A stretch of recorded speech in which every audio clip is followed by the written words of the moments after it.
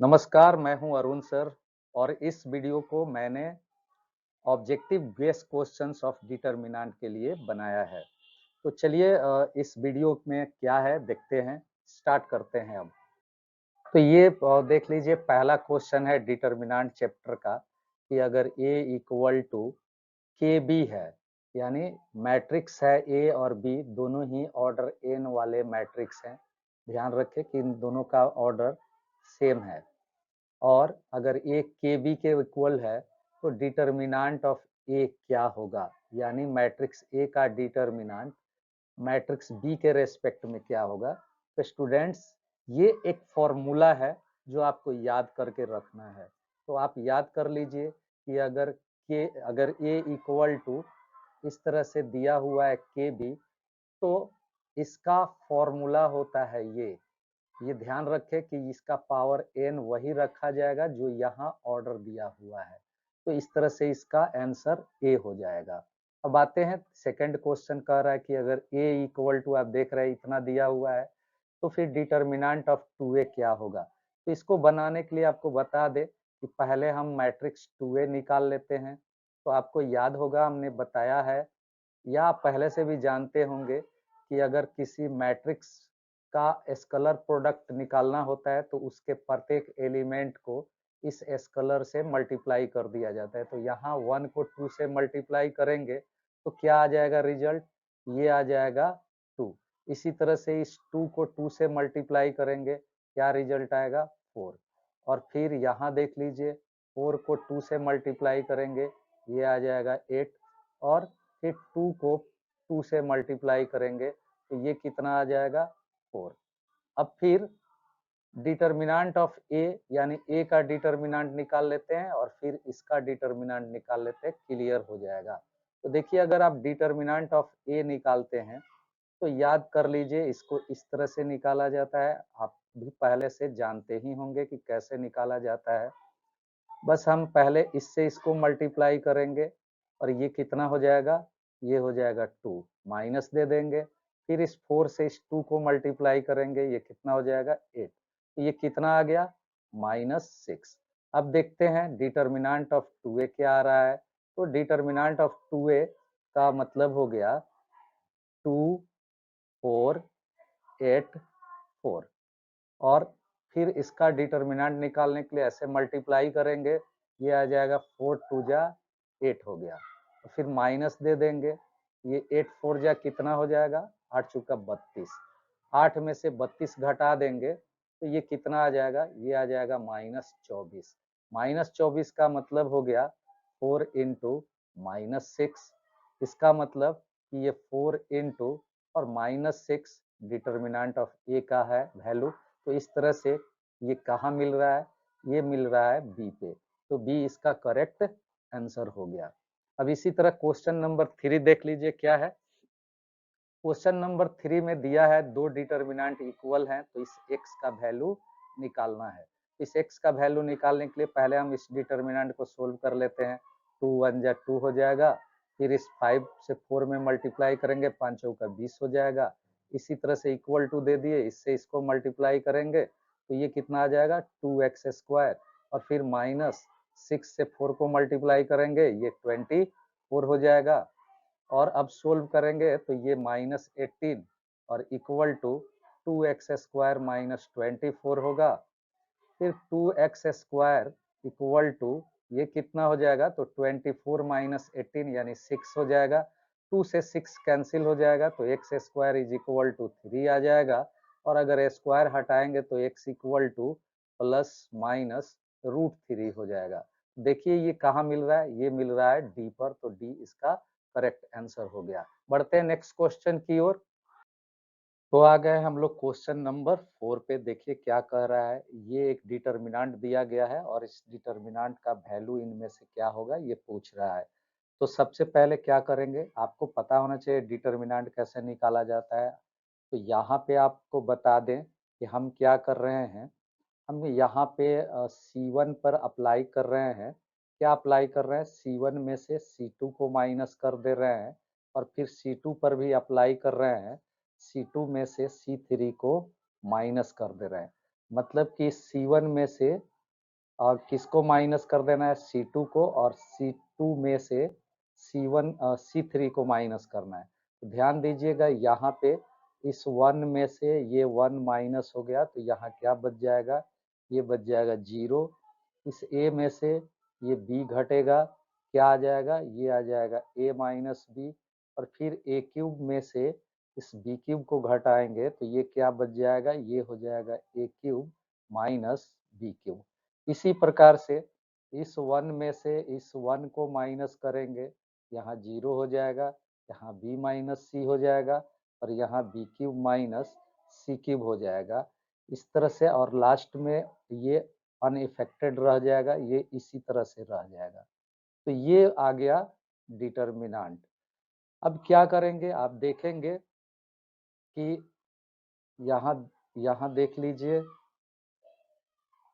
हम क्या कर रहे हैं। आप देखिएगा यहाँ 0 को हम 0 इंटू ए माइनस बी लिख सकते हैं, इस 0 को 0 इंटू बी माइनस सी लिख सकते हैं। तो यहाँ पे हम समझ सकते हैं कि ए माइनस बी कॉमन है, यहाँ भी यहाँ पे ए माइनस बी है, और ए क्यूब माइनस बी क्यूब का फैक्टराइजेशन करेंगे तो ए माइनस बी आ जाएगा।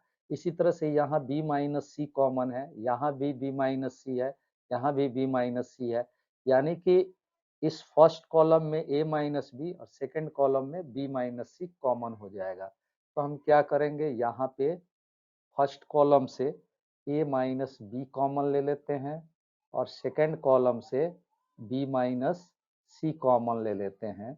और यहाँ पे अब देखते क्या बचता है, तो ये तो 0 ही रह गया। ये ये माइनस बी कॉमन ले लिए तो 1 बच गया। और यहाँ पे आपको बता दे, ये फॉर्मूला देख लीजिए, a cube minus b cube का फैक्टराइजेशन होता है ए माइनस बी और into a square plus A b plus B square. तो इस फॉर्मूला का यूज करके हम लोग यहाँ पे अगर देखें तो ए माइनस बी कॉमन ले चुके हैं, यानी ये ए माइनस बी हम कॉमन ले चुके हैं, तो ये बच जाएगा। ये तो यही चीज यहाँ लिख दे रहा है, यानी कि यहाँ पे आपको लिख देना है ए स्क्वायर प्लस ए बी और प्लस बी स्क्वायर। इसी तरह से सेकंड कॉलम में से आप देखिए, यहाँ से आपने बी माइनस सी कॉमन लिया है, तो यहाँ पे 0 बच जाएगा, यहाँ 1 बच जाएगा, और यहाँ बच जाएगा B square plus B C plus C square. और ये तो जैसे है वैसे रह जाएगा।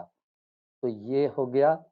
अब आगे बढ़ते हैं, हम क्या करेंगे इस रो में। आप देखिए ये रो जो आप फर्स्ट देख रहे हैं, इस रो में दो जगह 0 है, यहाँ 0 है और यहाँ 0 है। तो R1 के एलोंग एक्सपेंड कर देंगे। तो अगर आप R1 के एलोंग एक्सपेंड करेंगे तो क्या आ जाएगा, ये आ जाएगा a माइनस बी इंटू, ये हो गया b माइनस सी, और इंटू, यहाँ ध्यान दीजिएगा ये तो टर्म 0 है, ये 0 है, ये भी 0 है, इसलिए यहाँ से उठा लेंगे, यहाँ से सोल्व करेंगे। तो इसका साइन आपको पता है, ये प्लस होता है, ये माइनस होता है, और ये प्लस होता है। तो यहाँ पे जैसे है वैसे लिखना है, यानी प्लस 1 लिख देना है, फिर इनटू, फिर हम क्या करेंगे ये इस 1 के लिए अगर आप एक्सपेंड कर रहे हैं, यहाँ ध्यान दीजिए, इस 1 के लिए डिटर्मिनेंट निकाल रहे हैं एक्सपेंड करके, तो आपको ये रो और ये कॉलम डिलीट कर देना है। तो जब आप ये रो और ये कॉलम डिलीट कर देंगे, जैसे हमने क्या किया है, यहाँ से ऐसे समझिए ये काट दिया, ये रो और ये कॉलम आपने डिलीट कर दिया, तो बचा क्या, ये 1 इस 1 से मल्टीप्लाई होगा इसमें, तो ये हो जाएगा, यहाँ पे लिख रहे हैं B square plus B C plus C square, फिर माइनस दे देंगे, और इसी तरह से अब इससे इसमें मल्टीप्लाई होगा तो ये क्या हो जाएगा, ये हो जाएगा A square plus A B और प्लस बी स्क्वायर।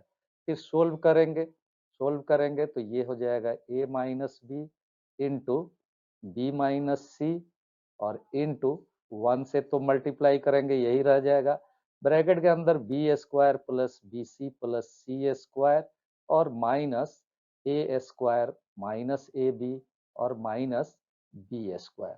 फिर इनका फैक्टराइजेशन करेंगे ये हो जाएगा a minus B into B minus C और इंटू आप यहाँ देखिए तो ये बी स्क्वायर से माइनस प्लस ये बी स्क्वायर कैंसिल हो जाएंगे।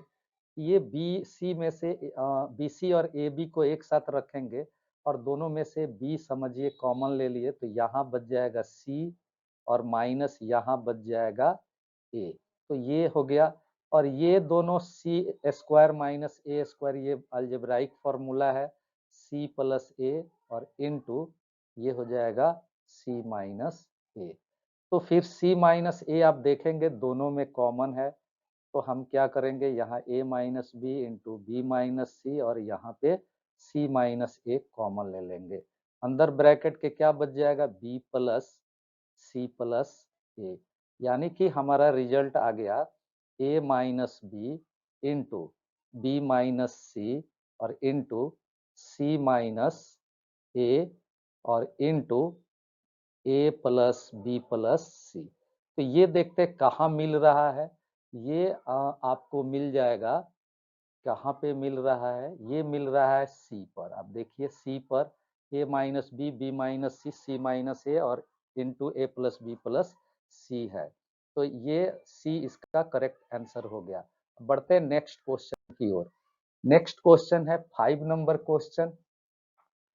What is the value of के, यानी के का वैल्यू क्या है if area of triangle is 4 square unit. अगर एरिया ट्रायंगल का 4 स्क्वायर यूनिट है और उस ट्रायंगल के वर्टिसेज यानी उस ट्रायंगल के शीर्ष बिंदु त्रिभुज के शीर्ष बिंदु K0, 40 और 02 है।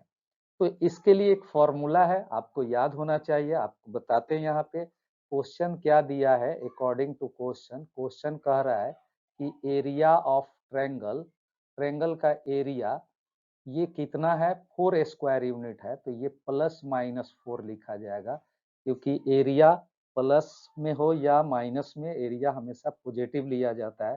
तो अगर ये पॉजिटिव दिया गया है तो इसका मतलब कि ये एरिया माइनस में भी आया हो सकता है या प्लस में भी आया हो सकता है। तो इसलिए हमने यहाँ दोनों ऑप्शन ले लिया। अब एरिया ऑफ ट्रायंगल का क्या फॉर्मूला होता है, एरिया ऑफ ट्रायंगल का फॉर्मूला होता है हाफ, यहाँ x1 x2 और x3, यहाँ y1 y2 y3 और फिर 1 1 1। तो इतना इक्वल टू क्या हो जाएगा प्लस माइनस 4। सोल्व करेंगे इसको तो ये हो जाएगा हाफ और x1 का क्या मतलब हुआ, x1 यहाँ देखेंगे x1 ये हो गया k तो यहाँ k ले लेंगे और x2 क्या हो गया, x2 हो गया 4 तो यहाँ 4 लिखेंगे और फिर x3 कितना होगा, वो होगा 0 तो यहाँ पे आप क्या लिखेंगे, यहाँ पे 0 लिख देंगे। देख लीजिए हमने कहाँ से लिया, आप देख लो यहाँ पे ये हमने x1 ले लिया, ये x2 और ये x3, इसी तरह से ये y1 ये y2 और ये y3 ले लेंगे। तो यहाँ पे अब लिखते हैं, क्या लिखेंगे, यहाँ पे y1 हो गया 0, y2 भी 0 और y3 2 और ये हम ले लेंगे 1 1 1 और इक्वल टू इधर हो जाएगा प्लस माइनस 4।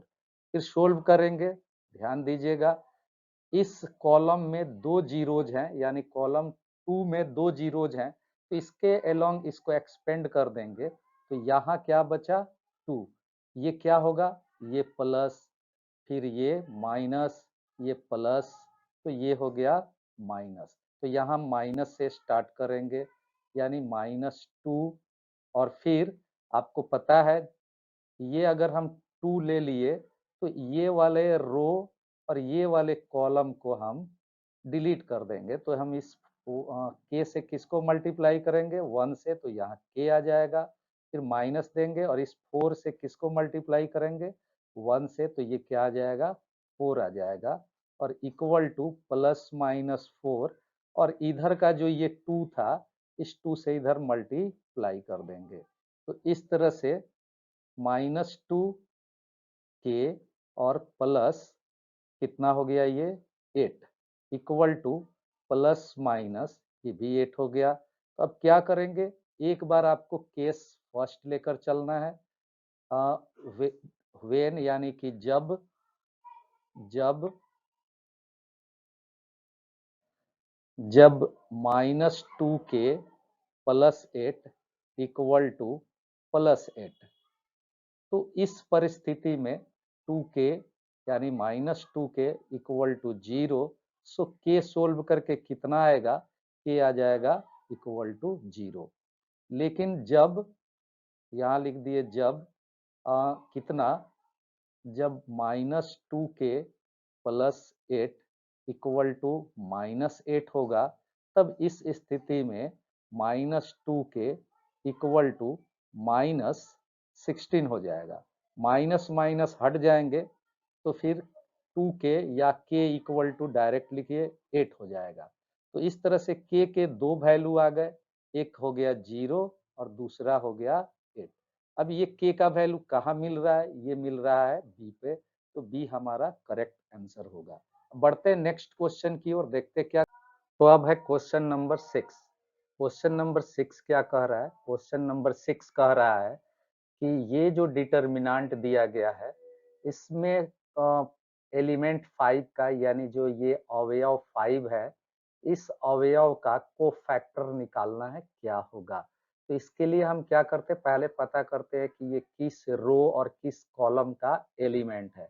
तो आप देख लो, ये इस रो यानी सेकंड रो का और सेकंड कॉलम का ही एलिमेंट है। तो आप यहाँ पे समझो कोफैक्टर अगर निकाल रहे हो, 5 का कोफैक्टर यानी कोफैक्टर ऑफ 5, तो इसका मतलब हो गया कि आप C22 निकाल रहे हो, तो इसका फॉर्मूला क्या होता है? -1 का पावर, ये 2 + 2 लिखा जाता है और फिर माइनर लिखते हैं, -2 2। तो कैसे निकलेगा? इसके लिए आप देख लो, पहले तो ये माइनस का पावर 2 + 2 यानी -1 का पावर 4 इवन हो गया, तो माइनस हट जाएगा, तो सीधा बच गया M22 यानी कि -22। तो इसके लिए सेकंड रो को डिलीट कर दिए और सेकंड कॉलम को भी डिलीट कर दीजिए और फिर इस 1 से इस 2 में मल्टीप्लाई कीजिए, तो कितना आ जाएगा? ये क्या आ जाएगा? 2। फिर माइनस दे दीजिए और फिर इस 0 से इस 4 को मल्टीप्लाई कीजिए, क्या आ जाएगा? ये आ जाएगा 0। 2 में से 0 माइनस हो जाएगा, 2 हो गया। तो 2 कहाँ मिल रहा है? ए पर, तो ए इसका करेक्ट आंसर हो गया। इस टाइप का भी क्वेश्चन एग्जाम में आ सकता है। और क्वेश्चन नंबर 7 है कि अगर ए कोई नॉन सिंगुलर मैट्रिक्स है जिसका ऑर्डर n है, तो इसके एडजॉइंट का डिटर्मिनेंट का फॉर्मूला क्या होगा? देखिए, ये फॉर्मूला है, फॉर्मूला बेस्ड क्वेश्चन नहीं, सीधे फॉर्मूला है। तो आप इसका फॉर्मूला याद कर लें। Direct determinant of adjoint of a equal to इतना होता है, यानी determinant of a to the whole power n-1, जो भी यहाँ पे ऑर्डर रहेगा उसमें से एक घटा देना है। तो यही सी हमारा करेक्ट आंसर हो जाएगा। ये हमारा करेक्ट आंसर हो गया। ठीक है, अब बढ़ते हैं नेक्स्ट क्वेश्चन की ओर, देखते हैं वो क्या कह रहा है। क्वेश्चन दिया हुआ है, यहाँ पे आप देख लीजिए, एक डिटर्मिनेंट दिया हुआ है और इस डिटर्मिनेंट का वैल्यू पूछा है कि इनमें से क्या होगा। तो चलिए बनाकर देखते हैं इसको। यहाँ देख लीजिए, हमने डिटर्मिनेंट यहाँ लिख दिया और इक्वल टू, इस डिटर्मिनेंट को हम इस तरह से लिख सकते हैं, 1 1 1 ए बी सी, और फिर यहाँ पे लिख दिए बी प्लस सी, और यहाँ लिख दिए सी प्लस ए, तो यहाँ लिख दिए ए प्लस बी। जो दिया गया है वही हमने लिख दिया। फिर सोल्व करते हैं। हम क्या करते हैं ना, यहाँ 1 1 1 लिख दिए और ये ए बी सी लिख दिए, और यहाँ पे देखो, इसमें इसको ऐड करते हैं, इसको इसमें ऐड कर देते हैं और इसको इसमें ऐड कर देते हैं। मतलब हम क्या अप्लाई कर रहे हैं, हमने C3 पर अप्लाई किया और C3 में हम C2 को ऐड कर दे रहे हैं। तो यहाँ पे अब क्या आ जाएगा? a प्लस बी प्लस सी आ जाएगा। यहाँ भी कितना आ जाएगा? ये भी a प्लस बी प्लस सी हो जाएगा। यहाँ क्या आएगा, ये भी a प्लस बी प्लस सी हो जाएगा। और अब क्या करेंगे, सब में देखिए यहाँ पे कॉलम थर्ड में सभी एलिमेंट, कॉलम थर्ड के सभी एलिमेंट आइडेंटिकल हैं, तो आप ए बी सी कॉमन ले लीजिए इसमें से, थर्ड में से, यानी कॉलम थर्ड से ए बी सी कॉमन ले लिए तो यहाँ क्या बच जाएगा, 1 1 1, यहाँ बच जाएगा ए बी सी, यहाँ बच गया 1 1 1। और अब आप देख लो, यहाँ आप देखेंगे कि ये जो कॉलम 1 है वो आइडेंटिकल है कॉलम 3 के। तो अगर दो कॉलम या दो रो किसी डिटर्मिनेंट के आइडेंटिकल होते हैं तो उस डिटर्मिनेंट का वैल्यू 0 होता है। तो इस तरह से a प्लस बी प्लस सी और इनटू कितना हो जाएगा, 0। मल्टीप्लाई करेंगे तो ये टोटल 0 हो गया। तो देखते ही कहाँ मिल रहा है, ये मिल रहा है बी पर, तो बी हमारा करेक्ट आंसर हो जाएगा। अब बढ़ते हैं नेक्स्ट क्वेश्चन की ओर। क्वेश्चन नंबर 9 है, क्या कर रहा है आप देख लीजिए। ये एक डिटर्मिनेंट है और इक्वल टू 0 दिया गया है। तो इस डिटर्मिनेंट से बनने वाले इक्वेशन के 7 और 2 दो रूट्स हैं, तो इसका तीसरा रूट निकालना है। इसका मतलब ये हुआ कि जब आप इसे एक्सपेंड करके एक इक्वेशन बनाएंगे तो वह एक क्यूबिक इक्वेशन होगा, क्योंकि क्यूबिक इक्वेशन के ही 3 रूट्स होते हैं, जिसमें से 2 दे दिया है और एक आपको निकालना है। चलिए सोल्व करके देखते हैं यहाँ पे कैसे बनेगा। हम क्या करेंगे, पहले इसका एक्सपेंशन कर लेते हैं। तो एक्सपेंशन अगर हम इसको एक्सपेंड करते हैं अलोंग R1 तो क्या आएगा, सबसे पहले x लिखा जाएगा, फिर ब्रैकेट देंगे, ध्यान देंगे ये प्लस होता है तो प्लस लिख दिए, और फिर x वाले रो और x वाले कॉलम को डिलीट कर देंगे। इस x से x में मल्टीप्लाई होगा, x स्क्वायर हो जाएगा, माइनस इस 6 से 2 में मल्टीप्लाई होगा, 12 हो जाएगा। फिर आइए ये माइनस होता है तो यहाँ पे माइनस दे दिए, 3 दे दिए, ब्रैकेट देंगे, और अब क्या करेंगे, 3 वाला जो रो और कॉलम है इसको डिलीट कर देंगे। तो 3 वाला ये रो हो गया, 3 वाला रो और 3 वाले कॉलम को डिलीट करेंगे तो ये 2 से x में मल्टीप्लाई होगा, 2x हो जाएगा, और माइनस 7 से 2 में मल्टीप्लाई होगा, 14 हो जाएगा। फिर यहाँ पे प्लस देंगे क्योंकि ये प्लस होता है, फिर 7 देंगे, और फिर 7 वाले रो और कॉलम को डिलीट कर देंगे। तो ध्यान दीजिए 7 वाले रो और कॉलम को अगर डिलीट करते हैं, यहाँ पे कॉलम डिलीट हो गया, रो डिलीट है, कॉलम डिलीट कर दिए, तो ये 6 से 2 में मल्टीप्लाई होगा 12, और 7 से x में मल्टीप्लाई होगा 7x इक्वल टू 0। अब इसको मल्टीप्लाई करेंगे तो x cube minus 12x minus 6x और माइनस 14 या 42 हो जाएगा, लेकिन ये साइन चेंज हो जाएगा, प्लस 12 सते 84 होगा और माइनस 7 सते 49, 49x इक्वल टू 0। फिर सोल्व करेंगे तो ये एक्स क्यूब कहीं दूसरे जगह नहीं है, एक्स क्यूब उतर गया, एक्स यहाँ है और फिर कहाँ है, यहाँ है, तीनों का साइन सेम है, माइनस रह जाएगा, जोड़ने पर 67x आ जाएगा, और ये दोनों ऐड करेंगे तो ये 126 आ जाएगा इक्वल टू 0। अब ध्यान दीजिए कि यहाँ पे आप देख लो ऊपर क्वेश्चन में कि ये 7 और 2 इसके दो रूट्स हैं, तो इसका मतलब कि 7 रखने पर ये पूरा का पूरा 0 हो जाएगा, अर्थात x माइनस 7 और फिर 2 एक रूट है तो x माइनस 2, ये दोनों इस इक्वेशन के फैक्टर्स होंगे। अब ये चीज ध्यान देना कि ये फैक्टर थ्योरम क्या कहता है कि अगर ये पॉजिटिव है तो यहाँ पे निगेटिव रखना है, यानी x माइनस 7 लिखना है, और अगर ये माइनस में होता तो ये x प्लस 7 लिखा जाता। इसी तरह इधर भी करते। तो इसका अर्थ हुआ कि ये जो इक्वेशन है वो इनके प्रोडक्ट से कंप्लीटली डिविजिबल होगा, तो हम इसका प्रोडक्ट निकाल देते हैं।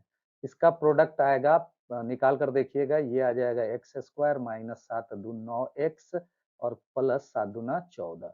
तो इसका मतलब ये इस इक्वेशन से ये वाला जो इक्वेशन है कंप्लीटली डिविजिबल होगा। तो ऐसा करते हैं, x square minus 9x plus 14 से हम इस equation x cube minus 67x plus 126 को डिवाइड कर देते हैं, ऊपर लिख देते हैं, देख लीजिए यहाँ पे।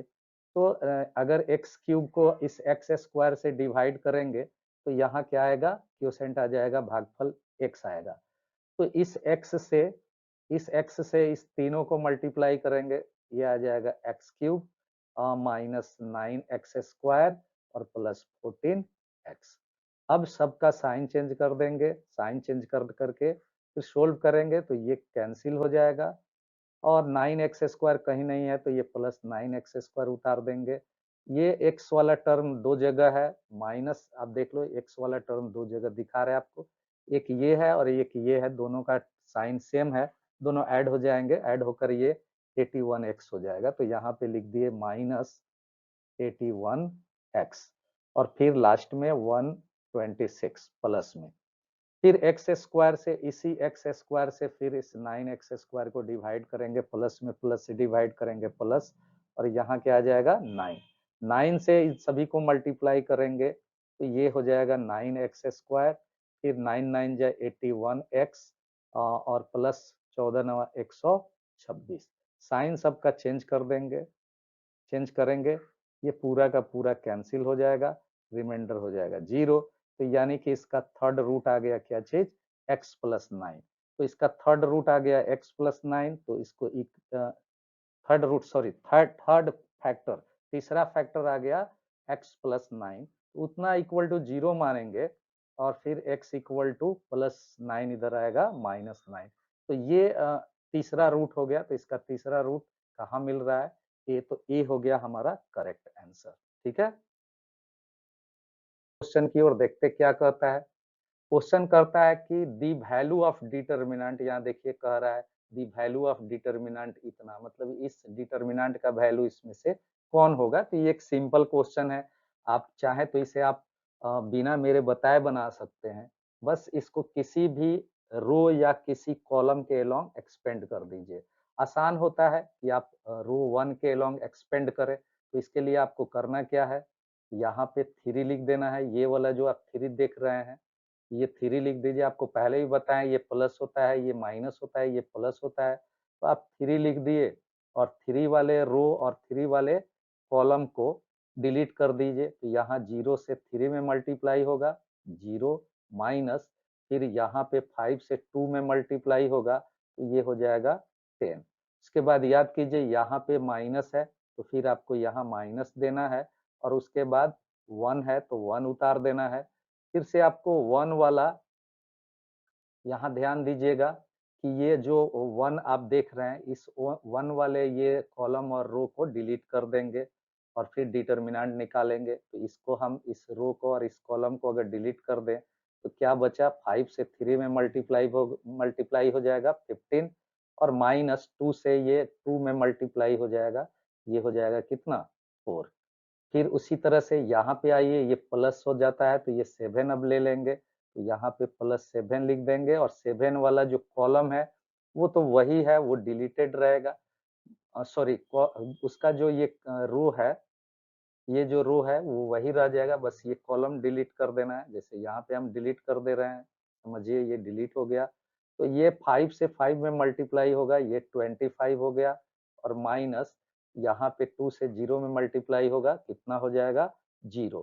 अब सोल्व करेंगे इसको तो ये 10 तिया 30 हो जाएगा, ये आ गया माइनस 11 से 1 में गुना होगा 11 और 25 से 7 में गुना होगा 175। ठीक है, तो अब सोल्व कर लेते हैं क्या आ रहा है, देख लीजिए आप यहाँ पे, ये आ गया माइनस 41 और प्लस 175। घटेगा तो साइन पॉजिटिव ही रहेगा, 5 में से 1 गया 4 हो जाएगा और 17 में से 4 जाएगा 13, 134 आ रहा है। और ये कहाँ मिलेगा, ये मिलेगा सी पर, तो सी हमारा करेक्ट आंसर हो गया। बढ़ते हैं नेक्स्ट क्वेश्चन की ओर, देखते हैं वो क्या कहता है। क्वेश्चन है कि what is the value of determinant इतना, यानी इस डिटर्मिनेंट का वैल्यू निकालना है। तो उसी तरह से पहले जैसे बनाए थे इस तरह का एक क्वेश्चन, इसी तरह से इसको भी बनाना है, तो चलिए बनाकर देखते हैं। तो क्या करना है, सबसे पहले आप क्या करेंगे, इसमें डिटर्मिनेंट की प्रॉपर्टीज का यूज करते हैं हम लोग। क्या करते हैं, यहाँ पे आप देख लीजिए ये जो रो है R1, इस R1 पर हम इस R1 पर अप्लाई करते हैं, R1 में से क्या करते हैं, R2 को घटा देते हैं। R1 में से किसको घटा देते हैं, R2 को, और फिर R2 पर भी अप्लाई करते हैं, R2 में से R3 को घटा देते हैं। देखते क्या रिजल्ट आएगा, यहाँ लिखते हैं, देखिएगा यहाँ पे। तो आप देख लो, ये 1 में से 1, यहाँ ध्यान दीजिएगा कि इसको इसमें से घटाना है, तो 1 में से 1 गया 0। फिर इसी तरह से इस b को घटाना है a में से, तो फिर यहाँ क्या आ जाएगा, a माइनस बी। फिर इसी तरह से इसको घटाना है इसमें से, इसको घटाएंगे इसमें से, तो रिजल्ट क्या आएगा, ए स्क्वायर माइनस बी स्क्वायर। ठीक है, फिर इसी तरह से आपको R2 पर अप्लाई करना है, इसमें से R3 घटाना है, तो फिर 1 में से 1 जाएगा 0। फिर b में से c घटेगा, क्या आएगा यहाँ पे, b माइनस सी। और फिर इसी तरह से ये c स्क्वायर घट जाएगा b स्क्वायर में से, तो यहाँ क्या आ जाएगा, b स्क्वायर माइनस सी स्क्वायर। और जो थर्ड रो है वो ऐसे ही रह जाएगा। ये हो गया। अब क्या करते हैं, फिर सोल्व करते हैं इसको। अभी यहाँ देख लीजिए कि आप इसको 0 0 1 लिख दीजिए, a माइनस बी रहने दीजिए, ये b माइनस सी रहने दीजिए, और यहाँ पे c रहने दीजिए। इस a square minus B square को a प्लस बी और इंटू a माइनस बी लिख दीजिए। इसी तरह से इसको b प्लस सी और इंटू बी माइनस सी लिख सकते हैं, और ये जैसे है वैसे रह गया। अब क्या करेंगे, आप देख लो, यहाँ पे आप देखिए a माइनस बी यहाँ है, a माइनस बी यहाँ भी माना जाएगा, और a माइनस बी इसमें भी है। तो यानी कि रो 1 में a माइनस बी कॉमन है, इसी प्रकार से रो 2 में b माइनस सी कॉमन है। तो हम रो 1 से a माइनस बी और रो 2 से b माइनस सी कॉमन ले लेंगे। कॉमन लेंगे तो यहाँ आ जाएगा a माइनस बी और इंटू बी माइनस सी। बचेगा क्या, तो यहाँ 0, यहाँ 1 और यहाँ a प्लस बी। इसी तरह से यहाँ 0, यहाँ 1 और यहाँ पे b प्लस सी, और यहाँ पे 1 c और ये सी स्क्वायर। अब आप देख लो कि ये जो कॉलम 1 है इसमें 2 जीरोज हैं, तो हम कॉलम कॉलम 1 के अलोंग एक्सपेंड कर देंगे। तो एक्सपेंड कर देंगे तो ये देखो, ये 1 है, इसका साइन प्लस होता है। तो हम क्या करेंगे, यहाँ पे पहले लिख दिए a माइनस बी, थोड़ा इधर करके लिखते हैं, यहाँ से हटा देते हैं और थोड़ा इधर कर देते हैं, यहाँ लिखते हैं equal to a minus B into B minus C और इंटू 1 हो गया, इंटू ध्यान दीजिएगा कि 1 जिस रो और जिस कॉलम का एलिमेंट है उसको डिलीट कर देना है। ये 1 देखिए, 1 इस रो और इस कॉलम का है, तो इसको डिलीट कर देंगे, तो ये बचेगा। इससे इसमें मल्टीप्लाई करेंगे और इससे इसमें मल्टीप्लाई करेंगे, मतलब कि हमको ये वाला डिलीट कर देना है। ये डिलीट कर दिए, और तब इससे इसमें मल्टीप्लाई करना है और इससे इसमें मल्टीप्लाई करना है, तो फिर क्या आएगा, ये आ जाएगा, ध्यान दीजिएगा, b प्लस सी और माइनस ये हो जाएगा a प्लस बी। फिर इसे बंद कर दिए, अब इक्वल टू दे दिए a माइनस बी इंटू ये हो गया b माइनस सी, और 1 से मल्टीप्लाई होगा तो 1 हट जाएगा, सीधे आ गया b प्लस सी और माइनस साइन चेंज हो जाएगा a माइनस बी। तो यहाँ पे आप देखो प्लस बी से ये माइनस बी और प्लस बी कैंसिल हो जाएगा, तो क्या आ गया result, a minus B into ये हो गया b माइनस सी और इंटू सी माइनस ए। देखते हैं ये कहाँ मिल रहा है, a minus B, b minus C और c माइनस ए मिलेगा b पर, सॉरी d पर, तो ये d हमारा करेक्ट आंसर हो जाएगा। ठीक है, अगला क्वेश्चन, क्वेश्चन नंबर 12 क्या कह रहा है, क्वेश्चन नंबर 12 कह रहा है कि एडजॉइंट निकालना है। ये जो मैट्रिक्स दिया है सेकंड ऑर्डर का, यानी ऑर्डर 2 वाला जो ये स्क्वायर मैट्रिक्स है, इसका एडजॉइंट निकालना है। तो अगर ऑर्डर 2 वाला स्क्वायर मैट्रिक्स है और इसका एडजॉइंट निकालना है तो ये बहुत ही आसान है। इसका नियम है कि आप क्या करेंगे, ध्यान दीजिएगा, ये जो कॉलम एलिमेंट है, सॉरी डायगोनल एलिमेंट है, इसको इंटरचेंज कर दिया जाता है। ये इंटरचेंज हो जाएगा, ये इंटरचेंज हो जाता है, यानी इसको अदल बदल कर देते हैं। और ये जो आप देख रहे हैं नॉन डायगोनल एलिमेंट है, इनका साइन चेंज हो जाता है। इनका क्या चेंज होगा? साइन। इनका साइन चेंज हो जाता है। तो इस हिसाब से जो आंसर आना चाहिए वो आंसर होगा, यहाँ 4 हो जाएगा, यहाँ 1 हो जाएगा, और ये -2 और ये और क्या है, -3। तो अब देखते हैं ये कहाँ मिल रहा है। आप देख लीजिए, यहाँ थोड़ा हटा दे, इसको इधर कर देते हैं, ये हो गया 1। अब देखते हैं ये कहाँ मिल रहा है। ये आपको मिल रहा है बी पर। आप देख लीजिए, बी इसका करेक्ट आंसर हो जाएगा। तो इस तरह से क्वेश्चन नंबर 12 भी हम लोगों ने सोल्व कर लिया। बढ़ते, तो फिलहाल इस वीडियो में इतना ही। अगर आपको मेरा वीडियो अच्छा लगा तो आप इसे सब्सक्राइब करें, शेयर और लाइक जरूर करें, और नेक्स्ट ऑब्जेक्टिव गेस क्वेश्चन के लिए हमारे नेक्स्ट वीडियो को देखना न भूलें। Thank you for watching.